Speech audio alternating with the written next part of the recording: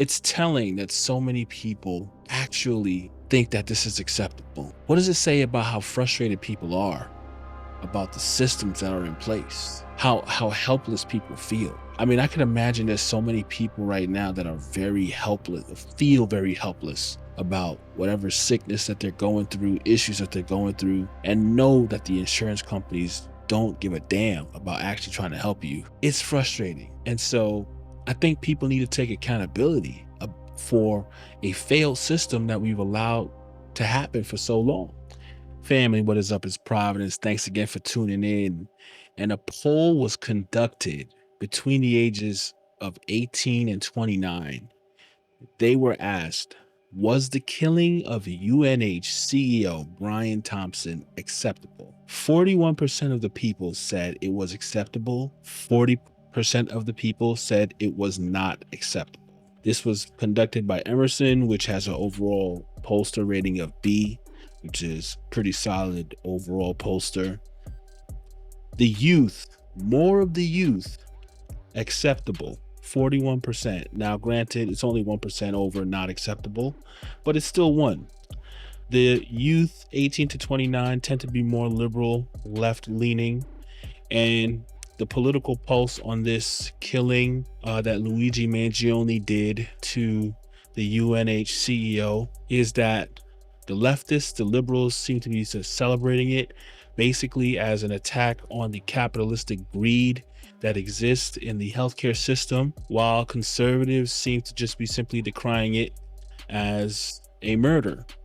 And so I would assume that if you asked older people, who tend to lean more conservative, the rate of acceptable to not acceptable would shift. I would assume that older people would view it as more so not acceptable. But either way, for any age group whatsoever, especially 18 to 29-year-olds, to think that this is morally acceptable is crazy to me. Now, I'll be the first to say, I will never defend America's insurance, healthcare, insurance companies just in general. I've had my frustrations with insurance companies. I have not had to deal with healthcare insurance companies, but car insurance, it was a nightmare. I basically had to get rid of my car at the beginning of this year because of some of the stuff that I was dealing with car insurance.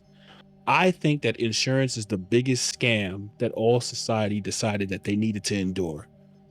It's insane to me how we're literally paying for risk, paying for potentiality that may not happen. And insurance companies are the only companies that sell you a product that they really hope you never have to use. And if you do end up using it, they jack up your premium. If they think you're at risk of actually needing their service, they won't even sell you their service, which is insane to me. In many respects, especially car insurance, you're required to have insurance. Meanwhile, insurance companies can reject you and all that. And God knows how many millions of people have had to suffer with dealing with insurance companies that try to do everything they can to not pay out, even if it is at the expense of people's lives. And so it's an oppressive system. I don't know if anyone can even debate that. But the question remains, even though a system is that abhorrent, is it ever okay to take someone's life that you think represents that system? And it's shocking that more young people thought that it was okay than not okay. I mean, at the end of the day, Luigi Mangione, who has become a celebrity, right? He's seen as this vigilante that represents the people who have been oppressed, sort of like a Robin Hood figure, steal from the rich and give to the poor.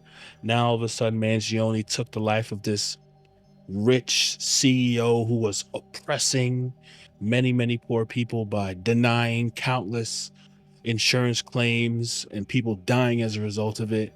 And so because many people see that this system is not changing, it's very difficult to actually change the system. To have someone directly assault the system is seen as a win. It's seen as acceptable in many ways. And not to mention the fact, listen, pause on this prematurely, but a lot of people think that Luigi Mangione is a good looking guy, right? Women have been falling all over him. He's a very intelligent guy. I believe he was Ivy League educated. He's this guy, comes from a wealthy family, good looking, highly educated, and standing up for the poor, right? And so he's become this celebrity, this personality that has attacked this oppressive system that has harmed so many people. And people have used this as a reason to talk about the healthcare system in America and how it oppresses many, many people. Is it okay to take someone's life because if they represent an oppressive system, right? I mean, first and foremost, from a legal perspective, I think you should obey all laws. I think you should obey the law. Now, some laws are unjust, but I don't think anybody has a problem with the fact that it's not okay to kill people whom you have a problem with. I think that at the end of the day, you have to respect the fact that Brian Thompson was created in the image and likeness of God. He's a human being. He bears God's image, and so therefore you have to uphold his dignity, even if you may disagree with a lot of the things he's representing. I think that as a people, you must find a way to fight oppression with minimal violence. I mean, the brilliant way that this country was set up was that you can actually change from the inside a lot of things that are unjust. And people have done many, many things through marches, protests, voting, whatever the case may be, to bring about the changes that we want. And I think that this is a failure on our elected officials for not addressing the healthcare crisis in this country to where people feel like they needed to take violence into their own hands, because people have been complaining about this for such a long time, and both conservatives and liberals have their own ideas how they want to address healthcare, but at the end of the day, nothing ever seems to get done. And so the frustration is, man, it almost feels good that, well, listen, someone had to lose their life over this. Someone who's representing the oppressive system had to be a sacrificial lamb to express the frustrations of so many people who looked at this and felt like this was unacceptable. But at the end of the day, murder is still murder. Broke one of the 10 commandments. Thou shalt not kill. You shall not kill anyone made in the image and likeness of God.